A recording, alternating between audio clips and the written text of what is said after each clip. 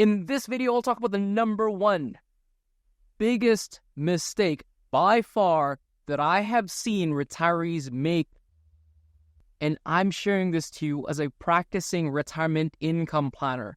That means I focus on this stuff day in and day out. The number one mistake by far that I have seen retirees make is that they do not spend enough money. I know it sounds so counterintuitive. My role, honestly, most of it is just showing clients that they have enough. They have more than enough to get through their dream retirement and live a great life. If you don't believe me, I'll take you to the most magical place on the internet where everyone seems so much more transparent than they are with their partners, friends, and spouses. Are you ready? It's Reddit, but that's not the right screen. It is this one right here. It's Reddit. Oh, whatever. Let's roll with this. Look at this here. This is a confession. If retired, do you find it hard to spend even though you have enough money? What kind of logical and or illogical reasons stop you from spending in retirement and drawing down your nest egg? That, my friend, like I said, is not a question. That is a confession. And it's true. This has been proven. I'll go back to Reddit, but I'll go through some academic studies. This one is by Wade Pfau.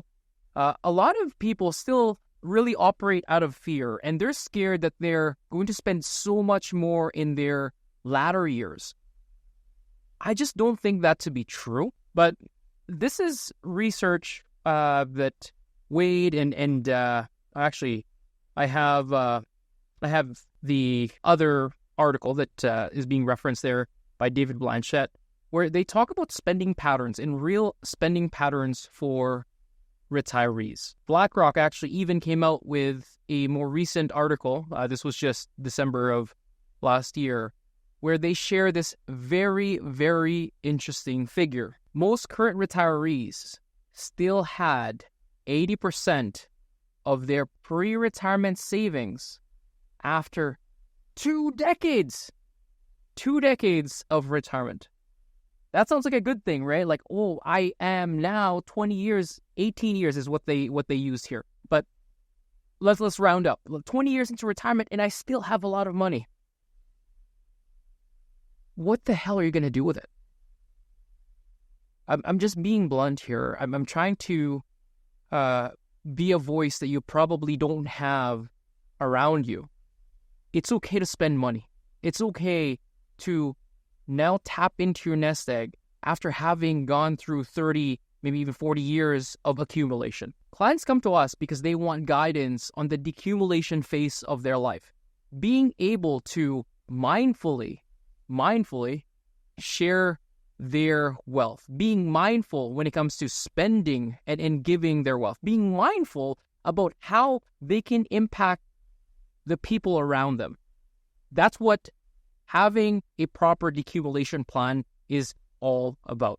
I don't want to sound too pitchy here. I just want to share and go back to that original Reddit thread just to validate and show that this is a true fear and I understand it. And I'll walk through some of the comments and questions and I'll present some strategies with you guys or some ideas on how to stop this from costing you the best retirement that you could ever have. So this is the question, right? This is probably the primary reason why you guys would have a hard time. I have spent most of my adult life worrying about having enough saved for retirement. And now that I do, I still can't stop worrying about it. I blame a lot of bad ideas for this. The number one culprit that I would blame for this is that people rely on fixed spending and fixed withdrawal strategies, like the 4% rule, for example. Again, I admire the original creator of that. It actually has provided a lot of jumping off points for retirement research. It's provided a lot of the good things for what I do right now. However, living your life with a fixed spending plan throughout your retirement is going to ruin it. If you're a financial advisor, I actually recommend this book. This is a little bit dated. It's a little bit older now. Let me switch my views here so you can see it. This book, come on, focus. Oh my goodness. Anyway, the book is called Beyond the 4% Rule by Abraham Okusanya. He created a software that focused on retirement drawdowns. So he used this as a primer, but a lot of valid ideas, a lot of great ideas for financial advisors. So this book is more inside baseball. There is another book for Canadians that I recommend. This was actually brought to me by a client. He said that a lot of the ideas talked about in this book is exactly the stuff that I do. Frederick Vitis has a book called Retirement Income for Life. And the reason why I'm bringing this up is if you get to a certain section here, he does cover how you can possibly improve the 4% rule. That's a different video altogether, but this provides a primer as to why income planning for a lot of Canadians is screwed up, and he goes through what he calls enhancements. Again, stuff that we do as far as improving how you can live a better life in retirement. He's documented that well, and again, that's why the client of mine sent this to me. And frankly, I quite like it. If you don't have access to a financial planner and just want ideas to get started, highly recommend this book. This sense of worry is easy to fall into if you don't know how much you can actually spend. If you know that the future is uncertain, you're going to do everything you can to run to safety. And that, again, is proven through research, and it's discussed here. Some of it is by preference, but the number one reason assets actually grow in retirement is a lot of retirees prefer to leave their capital untouched. So they live off of the income, they live off of the dividends, they live off of the interest, and they leave the capital alone. Actually, I think that's a poor plan if you don't have an estate, if you don't have anyone that you want to transition that wealth to. Can you imagine dying richer than you actually are today as you enter into retirement?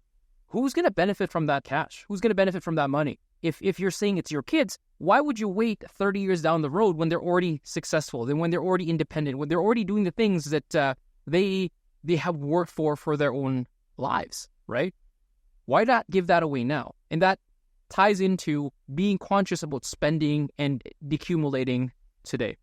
Let's go through this one. I really like this. My wife and I have both been frugal all of our lives. So spending money only comes easy when it is something that we want. They gave an example, travels and cars mainly. For our clients, we really spend a lot of time in discovery, understanding their values, not goals. Values at this point, if you're over 50, is fairly well cemented. I don't think that's really going to change. If you value family, if you value your health, if you value travel like this individual does, it's going to be easier for you to spend money on those things versus renovating your home. If that's not important to you, you're going to have a hard time renovating and improving where you live. Aside from the mandatory things like mobility and aging in place, even then, some people are really not attached to that. They would rather downsize than to improve their current property. Find the things that are really, really important to you. That would be the number one way I would avoid this trap of not spending enough money. Retirement is coming up within a year, but I've already shut down spending because I can't shake the fear that if I spend $1 today, that's $1 that I won't have when I'm 90. That comment comes from a lack of planning and lack of understanding what resources they actually have. And I think, frankly, I'll like to apologize for the whole financial services industry because there's a lot of people that perpetuate this fear-mongering that when you retire, healthcare is going to be so expensive in your latter years. That's just not true. In Canada, there's very few. Again, Fred talks about that in this book. There's very few instances where you'd have health events that are catastrophic. And even if that materializes within your family, there's government programs and potential ways to mitigate that through insurance. So I just want to dispel this myth. If you don't need as many dollars later, that's okay for you to spend more money up front. In fact, it's actually okay for you to spend in the first 5 years, it's okay for you to spend maybe 110%, 120% of your current income or current lifestyle if, major caveat, if you know that you're actually going to be tapering off your spending. So it's okay to front load your spend.